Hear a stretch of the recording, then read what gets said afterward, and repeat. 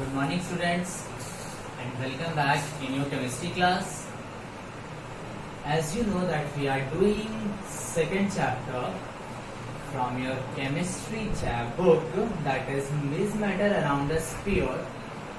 Okay, is matter around us what? Sphere. So we have discussed about the pure section of the matter. Like we have seen their their types, means the pure substances, their types, their definitions, their properties. We have discussed all this. Now today we are going to start our impure sections. In this section we have already discussed about the types of impure substances and their definitions. Today we will discuss about the properties of a mixture, and then homogeneous, heterogeneous, and then solution, and further suspension and colloidal. Okay. So now, as you can see that I have already written some properties of a mixture. First of all, what is mixture? Mixtures are the pure substances which is formed by mixing of two or more substances in any proportions. Means in mixture we can mix any substances in any amount. Try this one, like chanachur we eat. Okay. Now let's see. Mixture. The constituent of a mixture is present in any proportion. Means suppose we are making a juice. What juice? Sugar juice. If you want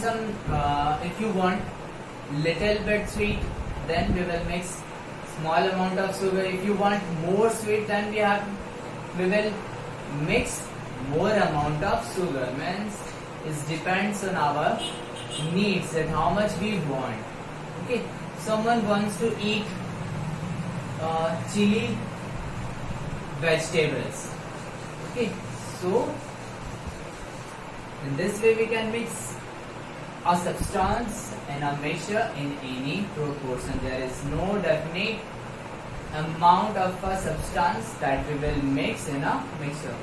In case of a compounds, we have seen that suppose if you want to make water, then what we have to do? We have to take two hydrogen atom and one oxygen atom, and then it forms. Okay. Now C plus O2. So C. For C, we have to take two atoms of oxygen and then they react with each other. Means in a compound there are fixed proportions of a substance, but in a mixture there is no fixed proportion of any substance. The constituents of a mixture do not lose their properties. Okay. This statement says that when we mix two or more substances, then the substances do not lose their properties. Suppose I am making a sugar solution. Okay, first of all, this is a water. This is a water. We mix some amount of sugar, then this solution becomes sweet solution. If you mix some salt, then it becomes sweet plus salty. And if you put some lemon drops, lemon juice, then it also becomes lemon.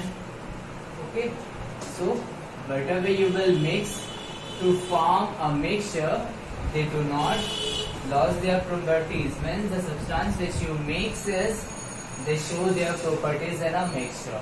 Okay, like with this example we have understood. Okay, now the components of a mixture can be separated by any suitable physical method. Okay, now in this case, when you mix some sugar in water, they dissolve completely in a water that we are not able to see the sugar particles. So what we have to do? If you just evaporate this solution, you will get sugar. Okay. So we can separate the constituents or the substances of a mixture by any suitable physical method. Clear? Now, you have seen in your home that your mother separate the small stone particles from rice. How? By hand picking method. So hand picking method is a physical method. Clear? Now, the melting and the boiling point of a mixture is not fixed.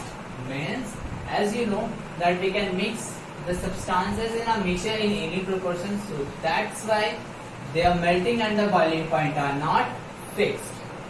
Now the fifth one, no light, heat and electrical energy is absorbed or released during the formation of mixture. When we are going to form a mixture, then we don't need heat, we don't need electrical energy, we don't need light energy to form a mixture. Or after formation, there is no releases of heat, no releasing of light, no releases of electrical energy.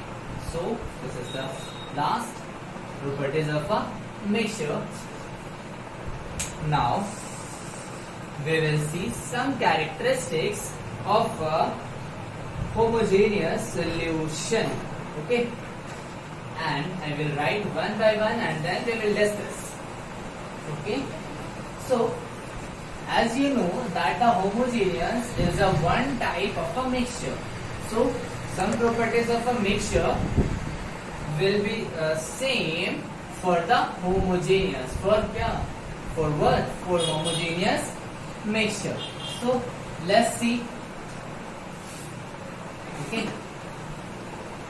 One by one I will write and make you understand. The first one, homogeneous. What? Homogeneous mixture. So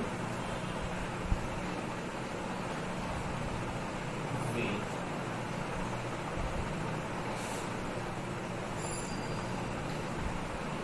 Now, the first characteristics is the particles of it, the particles of it are less than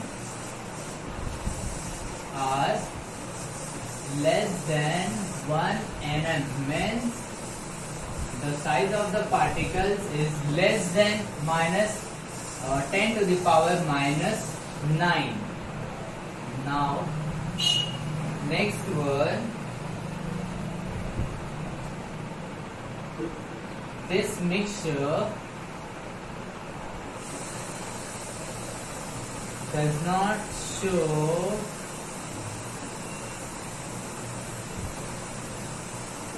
Tyndall effect. Now you have seen that the Tyndall effect. What are this Tyndall effect? Tyndall effect is a phenomenon through which a light passes through a solution and then it becomes visible. Then it is known as a Tyndall effect.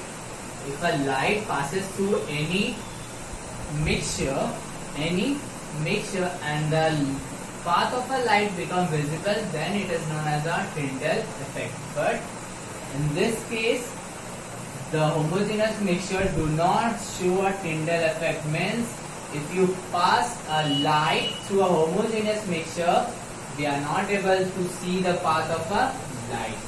So they do not show Tyndall effect. And the third one,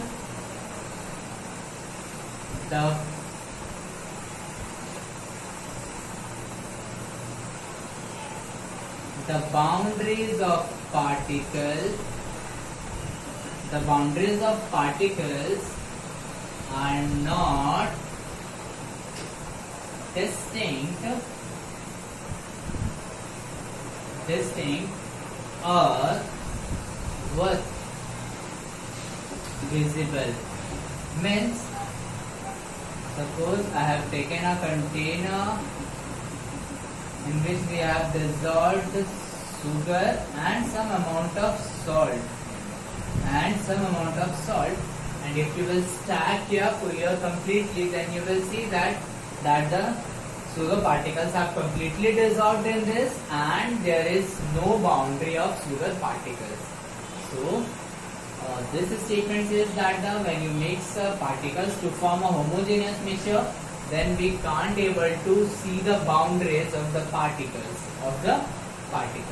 Here, now the fourth one.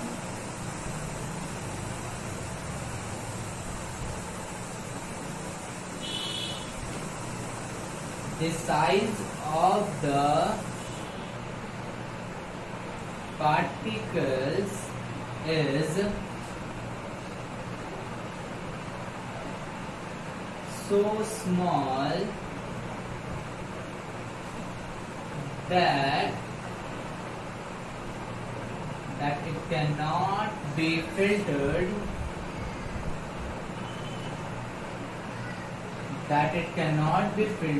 with the help of a filter paper. Okay, so we can't separate the particles of a homogeneous mixture with the help of filter paper. Why? Because the size of the particles of this mixture is less than the pores of a filter paper. That's why it passes through a filter paper here. But if you want to separate the particles of a homogeneous mixture, then you can separate by evaporation or by boiling. We can separate the particles of a homogeneous mixture. Clear this one? Now, one more example of this. Alloy. Do you know what are alloys? Alloys are the homogeneous mixture of two or more metals, two or more non-metals, and two or more metals and non-metals. Okay, and it appears as a homogeneous mixture, but in this they do not lose their properties. Means the constituent which are used to make the substance or the metals which is used to make an alloy, they show their properties after making an alloy. Okay, now this is the properties of homogeneous mixture, and in our next class we will see the heterogeneous mixture and solution. Okay.